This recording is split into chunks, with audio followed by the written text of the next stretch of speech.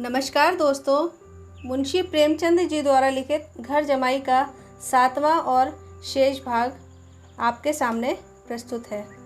हरिधन अपने घर पहुंचा तो दोनों भाई भैया आए कहकर भीतर दौड़े और माँ को खबर दी।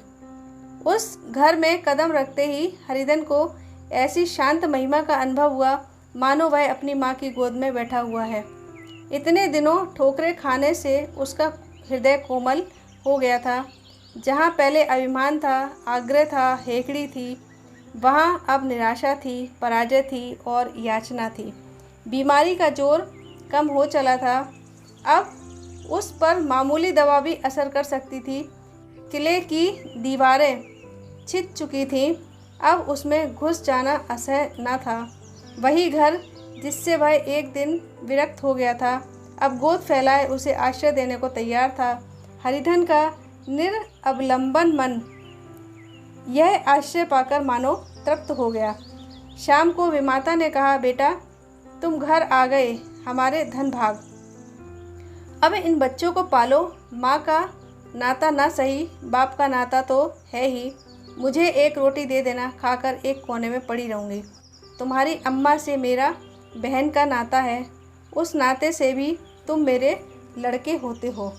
हरिधन की मात्र विह्वल आँखों को विमाता के रूप में अपनी माता के दर्शन हुए।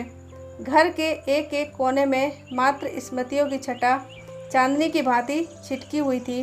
विमाता का प्रौढ़ मुखमंडल भी उसी छटा से रंजित था। दूसरे दिन हरिधन फिर कंधे पर हल रखकर खेत को चला। उसके मुख पर उल्लास था और आंखों में गर्व। वह अब किसी का आश्रित नहीं, आश्रयदाता था। किसी के दौर का भिक्षुक नहीं, घर का रक्षक था। एक दिन उसने सुना गुमानी ने दूसरा घर कर लिया। माँ से बोला, तुमने सुना काकी, गुमानी ने घर कर लिया। काकी ने कहा, घर क्या कर लेगी, ठट्टा है। बिरादरी में ऐसा अंधेर, पंचायत नहीं अदालत तो है। हरिधन ने कहा, नहीं काकी, बहुत अच्छा हुआ। ला महावीर जी को लड्डू चढ़ा आऊँ। मैं तो डर रहा था कहीं मेरे गले ना आ पड़े। भगवान ने मेरी सुन ली। मैं वहाँ से यही ठान कर चला था, अब उसका मुँह ना देखूँगा। दोस्तों, यदि आपको कहानी अच्छी लगी हो तो इस वीडियो को लाइक व शेयर ज़रूर कीजिएगा और इस चैनल को सब्सक्राइब ज़रूर कीजिएगा। धन्यवाद।